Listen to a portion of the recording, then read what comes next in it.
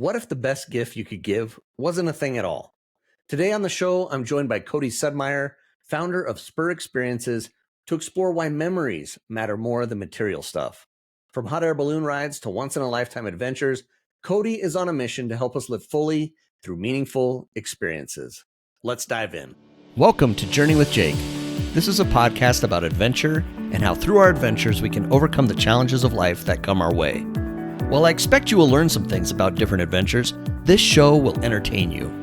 Each episode will feature a different guest or guests as they share experiences and stories from the different adventures they have been on. Not only will you be entertained, but you will also hear the failures and trials each guest faces and what they have done or are doing to overcome the hardships that come their way. My goal is to take each of us on a journey through the experiences of my guests with the hope that you'll be entertained and inspired to overcome your day-to-day challenges. After all, it's not all about the destination as it is about the journey.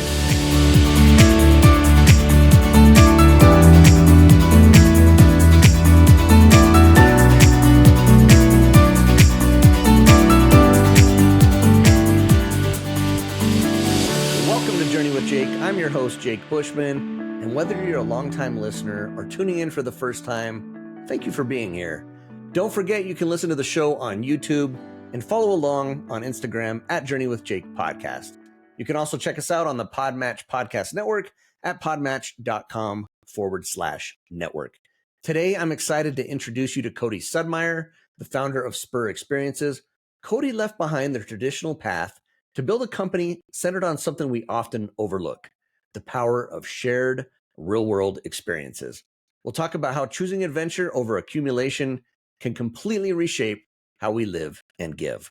If this conversation resonates with you, be sure to check out episode 152 with Jorge Salas Guevara, where we dive into a similar message about living fully through intentional experiences. All right, let's get into it. Here's my conversation with Cody Sudmeier. All right, well, I'm excited today. I have Cody Sudmeier on the call with me today. Cody, welcome to Journey with Jake. Thank you, Jake. It's good to be here. Yeah, this is awesome. Looked at your story, looked at who you are. I love what you're doing. You're all about experiences versus things. And I think that's important. That's what Journey with Jake is about, really. It's about people's experiences and what they're doing. So I want to hear all about that, what you got going on with your business and your own experiences. Before we do that, like I always do on the show, I want to know a little bit about who you are, kind of your background, where you're from, where you grew up, that sort of thing. Great. Yeah, I grew up in Colorado, so not far from you, just in a suburb of Denver.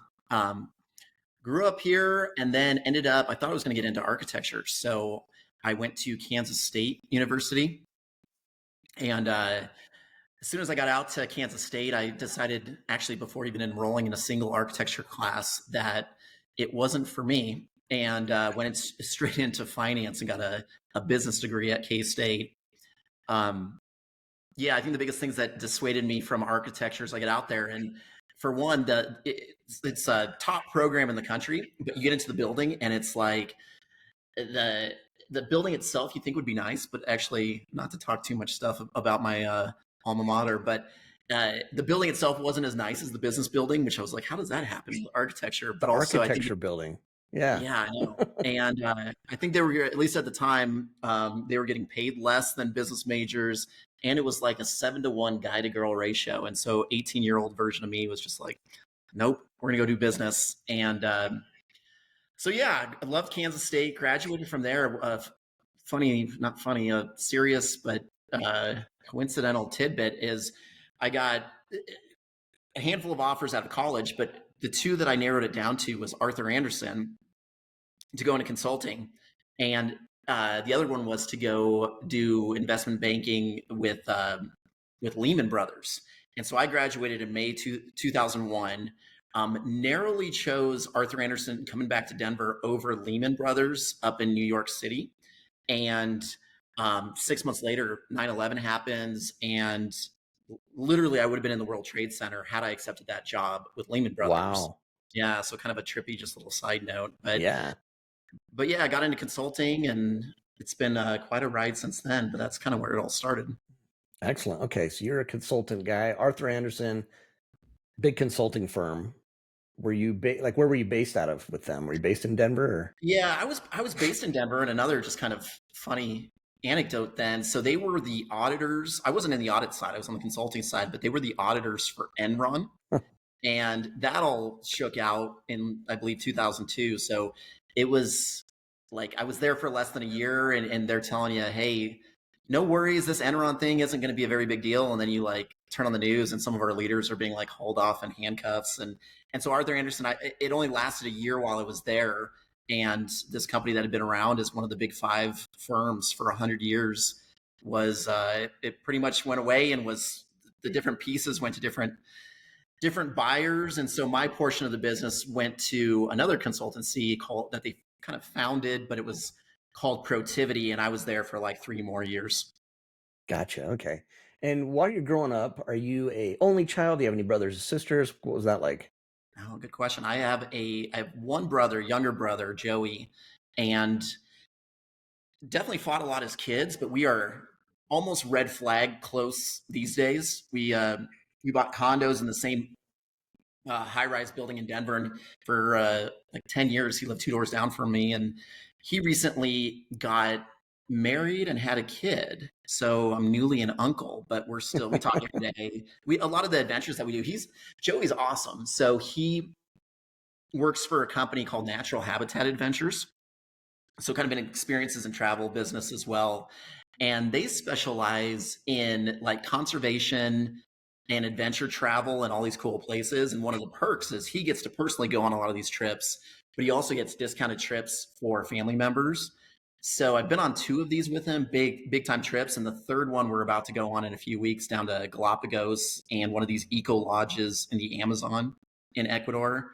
So it's great perks of having him as a brother. Yeah. How close are you guys in age? Oh man, I say he's 3 years younger than me. He says he's 4 years. It's somewhere in between those two. So he's 3.5 years younger than me, we'll say. Okay, very good. Somewhere there. Awesome. Yep. Good. So you have a younger brother who's close to you. Sounds like you guys still do things all the time, which is awesome. So that's great. Yep. How did you go from Mr. Consultant Business Guy to owning your own business, Spur Experiences? How did this what's the path you took? How did you get there? Oh man, it might take a minute to get the full journey. We got a few minutes. That's fine. Let's do it. Yeah. So I was in consulting again about 4 years into my career with now this company called Protivity. And what I specialized in was data analytics, which this is back in 2005 when it was still really a new industry and we didn't have all the AI tools that you got today. And so I just kind of taught myself. I got a degree in finance, but I taught myself how to code data analytics, like SQL programming, all this. And we would go to big businesses, mostly in the telecom industry, where telecom is an interesting industry where one company's billing the next telecom company for some services they're providing, but they're also customers of theirs and their competitors, and all this data going back and forth, and it's complex. And I mean, all of us have had the case where one of these companies messes up your cell phone bill or whatever it might be. So we would go in, learn their business, write a bunch of code, do this data analytics stuff, and help them find money they were losing, either where they were not billing customers, but they should be, or they were overspending on whatever their vendor expenses. And then we would take a cut at what we found. So I like this because so many consultants just bill a couple $100 an hour, and the return on the investment is questionable at best. I like that it was the success-based model, and was doing a lot of work. I was managing one of our biggest clients in Denver, and I got to a point where I was 4 years out of college, and it was typical in consulting that you would get promoted to manager 5 years out. So I was like a year early, but objectively, I was doing a lot of what a manager would be doing. I was kind of selling the work, managing the work, doing a lot of the work. And so we had a class above me, so people that had been there a year longer, that wasn't the strongest class. And so comparatively, I thought, surely if any of us is going to get promoted here, it's going to be me. And it's one of those things in consulting, too often people just promote based on the clock. So it's kind of up or out. Like if you're staying around, you're just going to get promoted once a year, and then the next year and the next year. And I appreciate an environment that's much more merit based. And I go into work and find out they announced the promotions, and I wasn't included or even communicated with or anything like that. And it really, some of this is being a 26-year-old guy that is just a little ego driven, but it really upset me. And I ended up going home and just kind of sulking. I remember busting open a bottle of Jack Daniels and just pouring myself a drink after a drink. And somewhere that night, I just said, screw it. I am going to leave my consulting firm and I'm going to go try to land some of these big Fortune 500 clients. And keep in mind, at 26, I probably looked like I was 17. So it was a challenge. And I went into work the next day and I had my Jerry Maguire moment where I just said, I'm leaving, taking the goldfish, who's coming with me kind of thing. And so one person, my co-founder of our consulting firm, which was Agility Solutions, his name's Sammy. He was looking for somewhat of an adventure. And so he's like, yeah, let's do it. And we grew Wow. the company over, I was a co-owner of that for 9 years. We grew it into a 50-person consultancy. We were recognized as Denver's fastest growing private company 2 years in a row. So we did a lot of really good things with that. It just got to a point, I mean, just honestly, consulting in corporate America in the telecom industry is just combined. It's a lot of soul crushing work. And I was over it. And so we went through a kind of a breakup process with me and my co-founder, and he ended up buying me out of the business. And I took that and basically rolled it over into starting this business, Spur Experiences. Wow. Okay, so I see a couple things. So first of all, being passed over never feels good. And sometimes it takes something like that to be like, okay, maybe this isn't the place for me. Maybe I should do something else. I saw that happen to you. And yeah, you said you had your Jerry Maguire moment, which I don't know what you said or how you, maybe it's a little toned down. I don't know, but you had your moment and you brought him over with you, started your own consulting, and wow, you were successful. I mean, 9 years, you were successful. You did great, but then you had a moment there too, where you were just like, and I've noticed that a lot with people who like to be adventurous and entrepreneurs, people like you. What is it about that what is it that like you get to a point where you've had enough, and how do you just change on a dime and do something else? No, that's a great question. I've heard this theory, and I don't know if it's totally accurate, but it says like life happens in 7-year cycles. Um, and so a lot of people, you'll find that they want change at like 28, 35, 42 when they go through these different cycles. I don't know if that's true or not, but that hit me when I think I was 35. And I think different people flourish, especially entrepreneurs, they flourish in the different parts of the entrepreneurial cycle. Like some people do really well when it's brand new and it's really fast moving, but just really kind of messy. Where I thrive the most in is where it's further down the road, where you're getting some good wins and you're really growing fast and you have enough success that you're no longer like embarrassed about what you've got out there, your website, your product, or whatever it might be. But like that's when I tend to do really well. And you've had enough success that you can reinvest those assets, you can hire some people, so you're not having to do all the like low level work yourself. So I do really Yeah, well in that phase. Once it gets like a little bit too developed, a little too mature, it just gets a little boring for me. And then I want to start something new. And so I don't know that I'm all the way there yet, but with Spur, we're kind of getting closer to that more mature phase. gotcha. Spur. Let's talk about Spur Experiences. I love the fact that it's about experiences. That's what it's all about. I think it started off, if I read right, it started off with mostly weddings. Like, was it for like gifts, giving experiences as wedding gifts or for honeymoon, that sort of thing? And then it Yeah. developed into just experiences in general. How did you go from being, business consultant, telecom, that sort of thing, to adventures and experiences, things that people love to do? Well, some of it was just fatigue from corporate America and just going into the office every day and just thinking, it sounds funny to say, but like I'm here to help mostly rich old white people make more money is what I'm doing. And it just, there wasn't a lot of like passion. I certainly wasn't passionate about telecom. You just kind of did it because it was an opportunity. I remember what really triggered the idea at the time with this idea of a wedding registry for experiences is I went to two weddings the same summer. The first one, super cool set of friends that had like lived around the world. They were adventurous, and I was, typically late to buying a gift. Like literally, I think I was like driving to their wedding, and when I did, I got to Crate and Barrel, the only place that I could find that they were registered on. And one of the last things that was still available for their wedding registry was this set of like $120 salt and pepper shakers. And I was just like, you've got to be kidding me. Like this couple, that's so cool. And this is what we're gifting, $120 salt and pepper shakers. And this is like over 10 years ago. So who knows what that would translate to today. So that was the first experience. And then later that same summer, I went to another wedding, and these people seemed to kind of get it right, or maybe kind of plant that thought in my head, is they said, we're registering for experiences. And so one of the things that they registered for was swimming with dolphins on their honeymoon. And I said, oh, this is what I'm talking about. This is cool.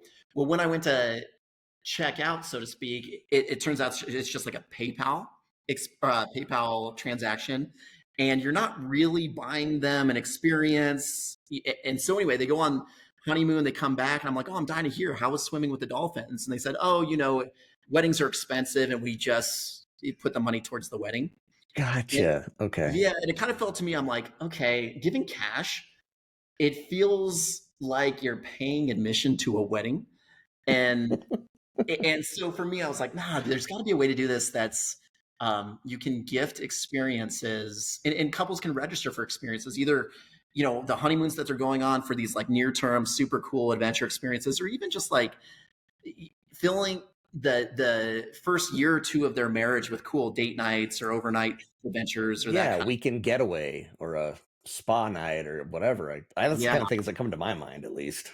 Yeah, like one of our main tagline is collect moments, not things. But one of the ones we use as well is what is it? Fill up your calendar, not your cabinets. And it's that kind of idea. Like so many people get these gifts and they never use them again. But and more recently, there's a lot of studies out there that show both gift givers and recipients very much, like to the tune of 85-90% on most of these surveys, prefer gifting or receiving experiences. But if you look at what the percentage of gifts actually given are, it's like sub 5%. So to us, that represents this big opportunity where the market is reflecting what the actual desire is. Yeah, I mean, I sit and look at myself, and I think about, I got married 20 plus years ago, but I remember getting a lot of things that sat in the garage. Something, then we ended up getting, give them away or whatever the case was. Yeah, I would have much rather, hey, here's a ski pass, or here, whatever the case may be, and just there's something about that. And what have you learned doing this? Especially, and we can stick on the wedding, but I know you've evolved it more. But what have you discovered from people who take advantage of this? Why are experiences so important to people versus things? Oh man, that's a great question. So there is a professor that's out of Cornell, and his name's Dr. Gilovich. And so this guy's done a multi-decade long study on people spending their money on experiences instead of things.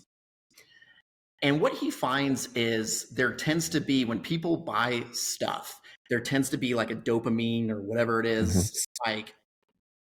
And almost you come down to actually below your baseline after the purchase, where you get a little bit of like the guilt of, of spending money on something, but there's no prolonged happiness of buying stuff.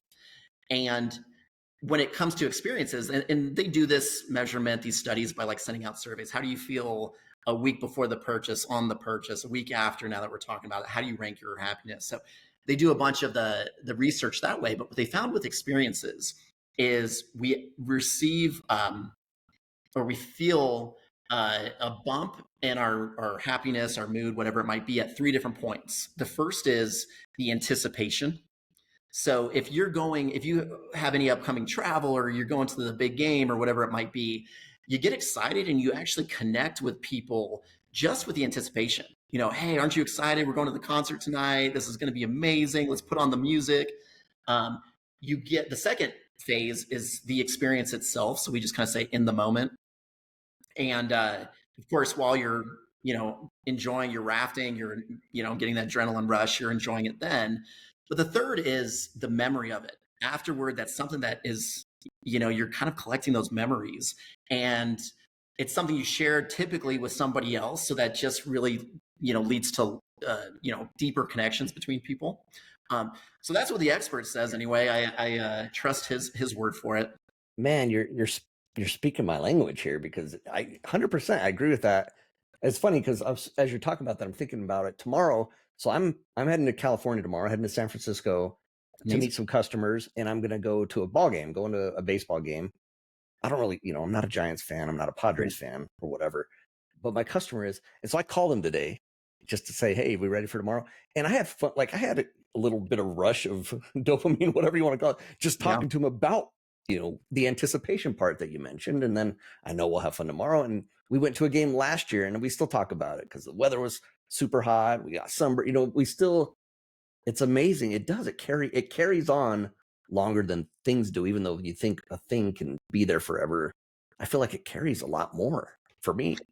Yeah, and you bring up a really good point that it's relationship building. I mean, that's something that you and your client or your sales target, we're actually, you had said about the evolution of Spur, but yeah, we're not just weddings. We have experiential gifts for really any occasion. Father's Day is coming up. You would gift tickets to a ball game or whatever it might be. But one of the areas we've gotten some good traction in right now is corporate rewards. So there's these different platforms that manage a lot of this. Like, you reward your employees with, a plaque or a watch or whatever it might be. We've started to become the experiences kind of category for these guys. And there have been certain studies that have come out that said gifting an employee an experience creates better longevity, retention than even just giving them cash, because you get cash, nice to have in the bank, but you don't really, you don't have something to like anchor your memory into just receiving that cash payment. So yeah, you're absolutely right. Like, what you're experiencing with your client is 100% backed by the data that says, yeah, this is relationship building. How far into the whole, wedding part of it did you decide, hey, let's just expand this to anybody who wants to have experiences? And I'm guessing I could go to your website or whatever, and I could just get my own experience, but it's Right. also a platform to gift it to people. Yeah, both gifting and just kind of book for yourself. Um, we had an interesting path on this one too, and you had talked about like where for us, I got to the, I don't know if pinnacle's the right word, but whatever it was for us with the consulting firm, and then I kind of hit the reset button, and glutton for punishment, you decided to start another business. We got to a point so that we founded this like 2015. I say we, I've got a business partner, Jamie, who's awesome, and I've founded 4 businesses. 2 have been successful, and the only 2 that are successful are the ones that I've worked on with Jamie. So that should tell you she's the key ingredient, I think. But the we got 5 years in, and we were hitting 2019.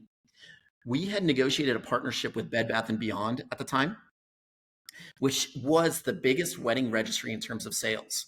And so we were really excited. We were going to be this experiences category for them. We were going live.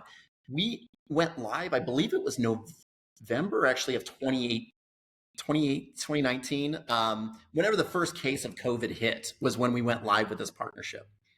Yeah. And so when you're primarily in the wedding industry and there's no weddings for 2 years, it was everything I could do just to keep the business afloat. And Bed Bath and Beyond ended up going out of business, large part due to everything from COVID. So that pretty much reset our revenue to zero, and we just lost this big distribution channel that we were going to have, and that really made us say we need to stop being so industry dependent on weddings when something like that happens. So we started expanding into, you can book for yourself, you can buy gifts for any occasion for experiences. There's really no reason to just limit it to weddings, but weddings is a very good example of the contrast between how people gift. People do, your your blenders and your linens and all of that stuff still, versus how we all know people want to receive gifts with experiences. So it provides a good contrast, but yeah, we've expanded well beyond weddings for experiences for any occasion. Is wedding still kind of your bread and butter then, or is there another category that's, you said corporate's been creeping up? Yeah, we were fortunate enough to land most of the big wedding websites. So most people plan, something like 70% of US couples use one of three wedding websites to plan their wedding. I'm not sure if you had mentioned getting married maybe 20 years ago. I'm not sure Yeah. if you remember. No, it's been 26 years, so Yeah, no. yeah. Well, honestly, when you talk to men most of the time, they're like, I don't even know what we used and got married last year. The big ones are the knot, The a company knot, called okay. Zola. So the knot, like tie the knot, Zola, and a newer one called Joy.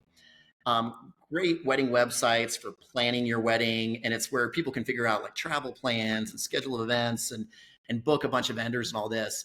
They all have their own wedding registry, and we're the most major partner on every one of these sites for providing experiences. So we get a lot of sales from people that are registered on the Knot or on Joy or on Zola, and they receive one of the gifts from Spur, but through one of those sites. So yeah, Very cool. Okay. the majority of our revenue still comes from the wedding sites, but our fastest growing part of our business is all these other channels that we're really focused on these days. Wow. Okay. So walk me through somebody who's thinking, okay, I want to get something, let's say for my parents, and Yeah. they go to, and it's spurexperiences.com, right? Is that where Yeah. you, okay. So Appreciate walk the me through. plug. Yeah, yeah, absolutely. So someone, like maybe it's my parents' 50th anniversary and I want to get them just a nice experience, something simple, and doesn't have to be a crate. And that's the thing I love about adventure. I talk to people about adventures. It doesn't have to be rappelling down waterfalls. I think that's a big one that you've done, that you like, Yeah. that kind of thing. It doesn't have to be that, but it can be something simple. How would I do? Is it broken down by categories? Kind of give me just the basics of someone like new going to your website and trying to Yeah. book something.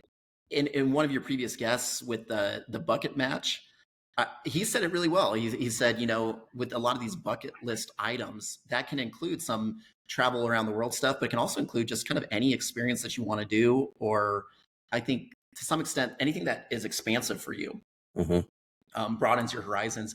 Yeah, so we have some things that are super basic, a winery tasting kind of thing.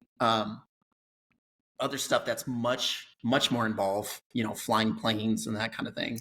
But on our site, like people can search we have over 7,000 unique experiences in 80 countries, and we classify them all by location. So you can always filter by whatever location you're looking in, or they also have a filter by category.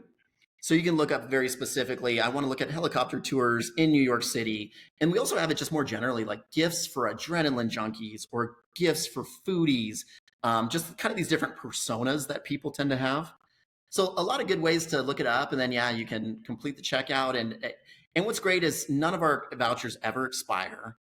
Some sites do. And we want people to use these so they never expire, and you can always exchange one for the next. So especially with weddings, you get some people that get really ambitious and we're going to do all this on our honeymoon or whatever it might be. And then we hear from them later, we didn't get to on our honeymoon, the bungee jumping, and now we're pregnant. So maybe we shouldn't do that. So, yeah, so we try to be as flexible and as just easy to use, non-restrictive as we possibly can be. This is great. What's it done for you when you see some of these people? Do you have a particular, maybe an example of somebody who's taken advantage of your services and kind of what they got out of it, and maybe what it's done for them? Oh yeah. I mean, that's one of the great things is like we get couples or just customers in general that what we're really trying to push is for them just to kind of share their own adventure on their social media where we can share it as well. But it is super rewarding seeing just that you had like one sliver of happiness delivered on their honeymoon or just in their relationship in general. We had one of the most fun couples is this one named Ryan and Kate, and they discovered us on the Knot. They registered for some experiences. I believe they were in Central America, maybe, but they love the concept. They love the experiences that they went on so much that once they got back, they both applied for jobs with Spur. They said, we're passionate about this. And they're now employees of Spur, and they're doing some really cool things with the company. But we obviously love that anybody that like believes in what we're doing and has experienced it firsthand, what it's like to be a customer. That's one of my favorite ones for sure. I love that. You're an adventurous guy yourself. Like I said, Yeah. I mentioned the rappelling off waterfalls. I think Oh is, yeah. I love your website too, because you had the little part about your staff, and all your staff Oh has like yeah. what their favorite Favorites. Yep. experience is. So that's what yours was. Any others for you in particular, that because I'm sure you've been able to, like, now that you see this, you see how many experiences are out there, you kind of be like, I'm gonna do, and I know you're going to the Galapagos here in a little bit, so you're Yeah. doing all kinds of stuff. But any particular experience that has meant a lot to you for whatever reason?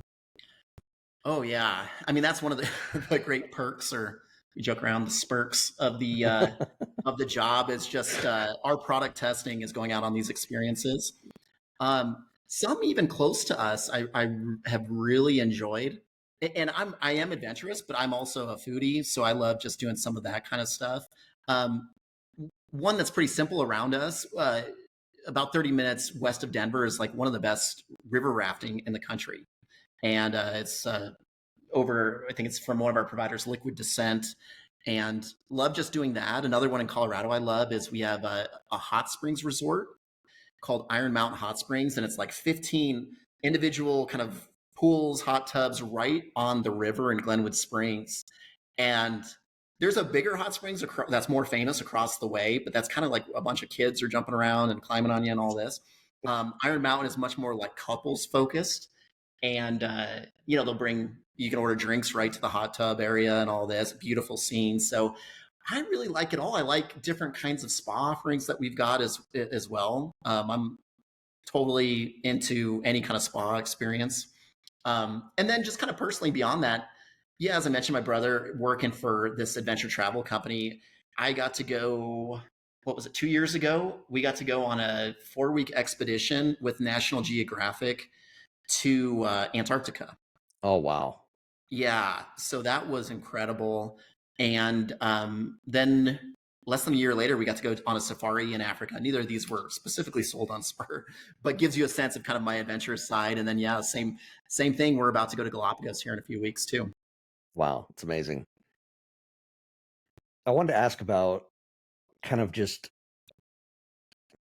maybe people who've impacted you. You mentioned Jamie as someone who's really kind of been Yeah. there, but yeah, who's someone in your life maybe that's shaped your sense of adventure or appreciation for those moments of adventure? Man, that's a good question. One person that has been a major influence on me, both business and with a sense of adventure, is a mentor of mine named Michael Canick. And Michael, he's written a book on strategic management, and so there's like a part of him that's like very diligent.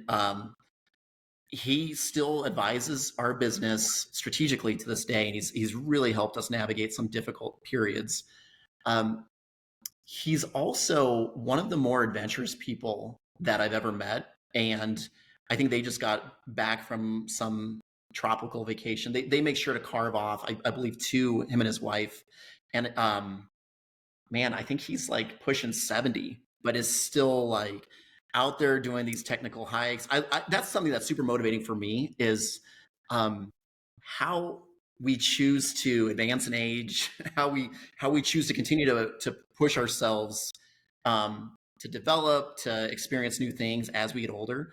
And he's had just a profound impact, just kind of observing him.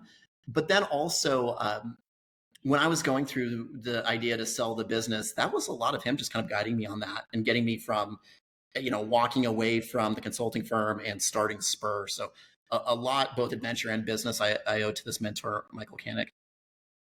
You mentioned, you kind of talked about some of the difficult times. What are some of the challenges you face, not only with Spur, but just in your daily life?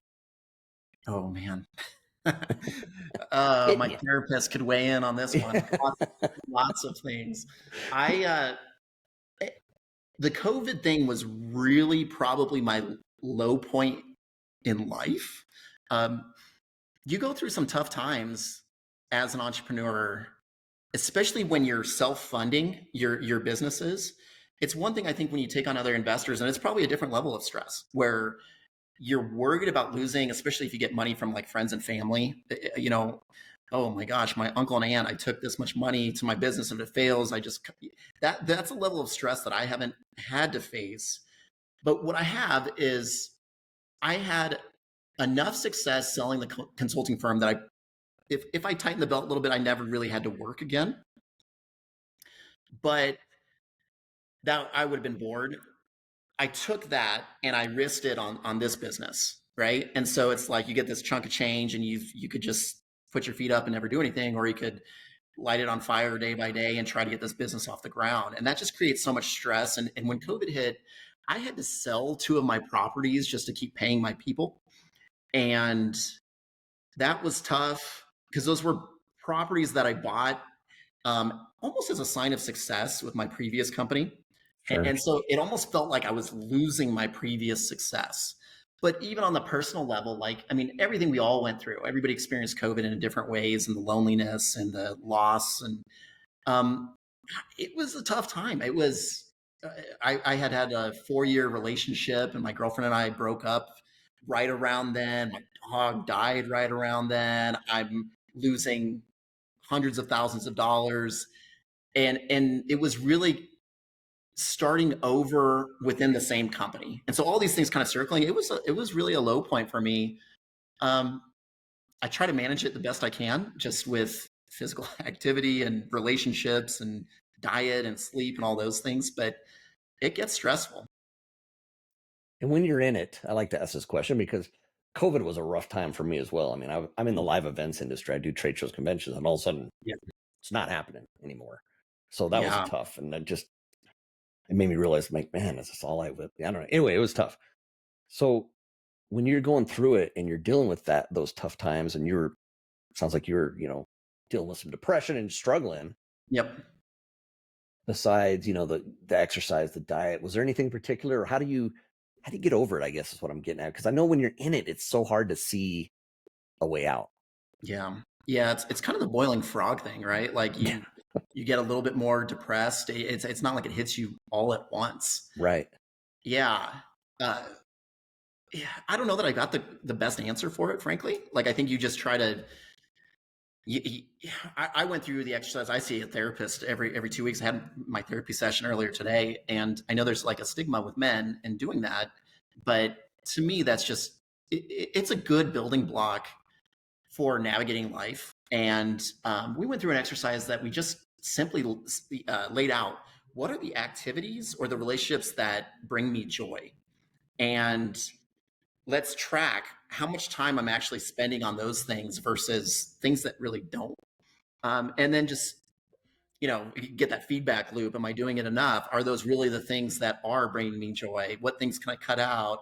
And I've always been a big believer of like health and wellness. So I'm typically in a bad mood if I miss like more than a day of exercise. That's a big thing. Diet and people don't talk enough about sleep. There's a really good book, Why We Sleep, Matthew something. I can't remember the guy's name, but it just goes into all the different things that happen in your sleep cycle and why it's even more of a foundational layer before you even get to diet. So those components are really important for me. But I mean, it hits you sometimes, especially I'm 46 years old and unmarried and no kids, so you can get lonely for sure. Yeah, no doubt. We're both juggling those mid-40s together there, buddy. So I'm 47, so I'm right there with you. It gets tough, doesn't it? Like just the aging thing, I think Oh is yeah, something. yeah, Well, for you're like, sure, "Oh, not what I once was." for sure. And it's awesome now, though. You're an uncle now, so that's great. So you got that going. So Yeah, very that's one cool. of the top things on that list of bringing me joy is There you go. brother Love and it. his family. Yeah. I'm going to go back to you talked about it earlier, and I love the whole idea of why experiences are so important versus things, and how you got the anticipation and you got the moment, and then you got the reflection and the memories. Yep. In today's world, nuts. You got COVID, political, and you said you're a political guy, and we're not going to talk politics. This is not a politics show, but there's chaos there. I mean, there's chaos everywhere. Why do you think it is? I mean, to me, it seems like people are craving experiences in today's world. Why do you think that is? Well, I think it really does connect with just kind of our more organic beings. Like there's something just that's kind of primal about experiencing things and getting out there and doing it. I think there's a layer of there was some pent up demand for experiences and travel, and there for a while there was you couldn't go see concerts or games or anything like that. So you get a bit of a pent up demand. But I think a lot of people also were just kind of left in their homes with all the stuff they ever bought, and they're still feeling like that didn't create happiness for them.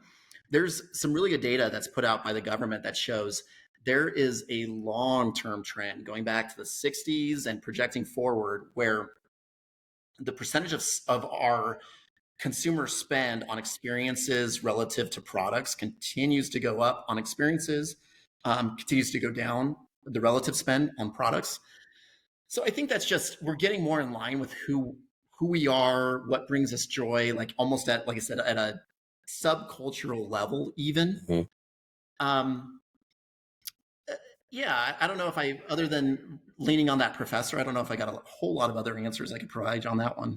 No, that's good though. I think it just seems to me people are craving it. Maybe it's because I do this podcast, and so I'm talking Yeah. to people about experiences all the time. So maybe it's in the forefront of my mind, and that's what the algorithm's pushing towards me on social media and everything. So maybe it seems like people are just all over it, but I love it. It I feel like it's important.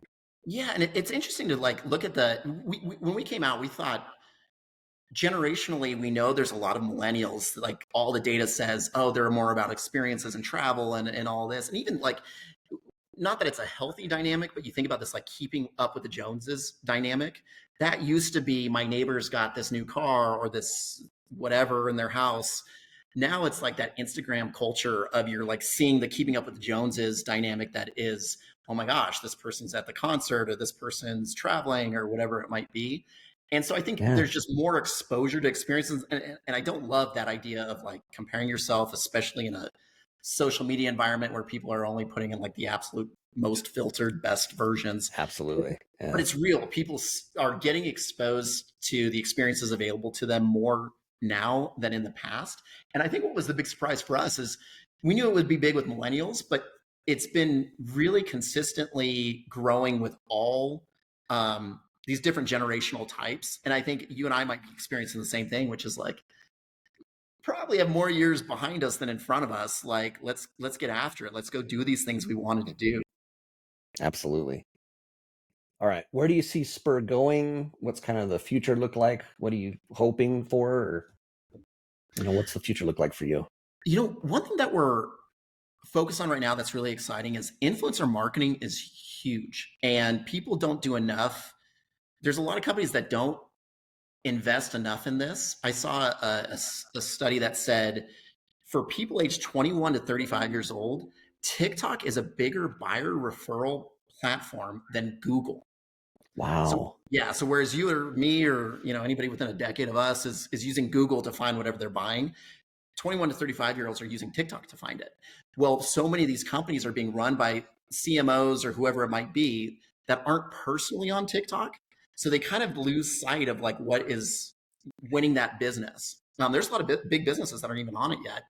So we recently launched this where we're trying to connect with travel influencers that are looking to go on cool experiences, and effectively, we in exchange for comping their experiences, they do video content for us and they blast it out to their audience. But it's kind of like our big strategy for marketing our business and getting people that others are already following to do it. But yeah, our vision is we want to be the premier experiences gifting and book for yourself website in existence. So that's what we're going to do. We want to keep refining it, making it better and better. I think another example, what we're trying to do is we really want a strong feedback loop. We talk about remembering the experience afterward. Well, if you were to give somebody an experience, if they go on it and if they're able to really quickly load a video, Jake, thanks so much for the tickets to the Giants game. We're here right now. Send. And then you get that feedback loop where they're actually on the experience.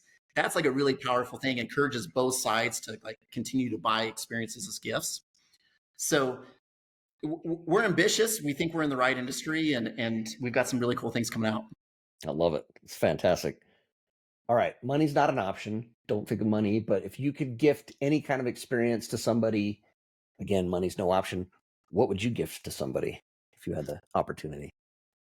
Well, definitely they're so personal that's I'm gonna use an example. So my buddy Michael Canick, my mentor, who I mentioned Hmm. earlier, since he's already come up, I when I went on that trip to Antarctica, there's this place that not a lot of people know a lot about called South Georgia Island. It's 1,000 miles roughly north of Antarctica, and it's one of the most beautiful stories in that basically bouncing back from tragedy. So it used to be a whaling village, like in the early 1900s, where they were just, you know, basically hunting whales for their oil. And they were so aggressive with it, they killed off so many whales that it was no longer lucrative for them to do this. They were also hunting seals for their seal fur. And so this is like one of the sites where there was like all of this kind of like animal killing, which sounds awful, and it was. Um, they left because again they'd killed off so much. Well, now if you go there today, it's one of the biggest bounce back sites and one of the greatest examples of humans actually doing something good for animals. So something like 90% of the fur seals in the world are around this island. You walk around and there's baby seals that are just like chirping away at you, and whales have come back.